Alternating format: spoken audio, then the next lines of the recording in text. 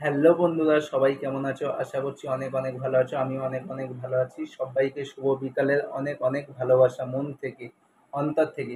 তো বন্ধুরা, আজকে তোমাদের জন্য একটা ছোট্ট স্টোরি শোনাবো বলে এসেছি। তো তোমরা একটু মন দিয়ে স্টোরিটা শুনবে, বুঝলে? তো একটা ঘরে ৪টে মোমবাতি ছিল। কথাগুলো খেয়াল করে শুনবেন বন্ধুরা। যে একটা ঘরে ৪টে মোমবাতি ছিল। ৪ জনের আলাদা আলাদা নাম ছিল। প্রথম মোমবাতি, যার নাম ছিল শান্তি। দ্বিতীয় মোমবাতি, যার নাম ছিল বিশ্বাস।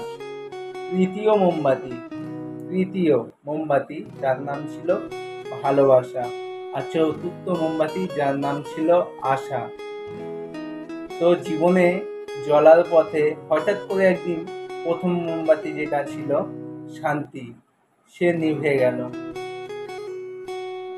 পাশে থাকা মোমবাতি ভাবছে যে শান্তি যখন নিভে গেল, তো বিশ্বাস, এই বিশ্বাস আমি থেকে কি করব।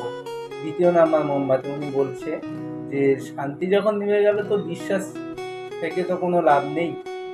তো আরো কিছুক্ষণ বাদে বিশ্বাসও নিভে গেল। বিশ্বাস নিভে যাওয়ার পরে আরো আধ ঘন্টা পরে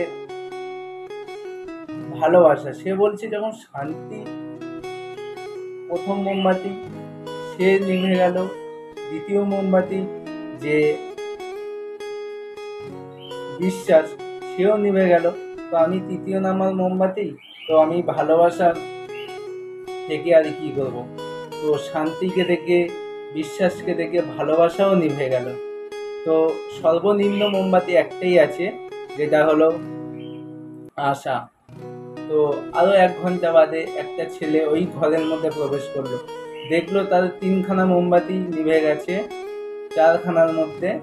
যেটা প্রথম মোমবাতি ছিল শান্তি, দ্বিতীয় মোমবাতি ছিল বিশ্বাস, আর তৃতীয় মোমবাতি ছিল ভালোবাসা।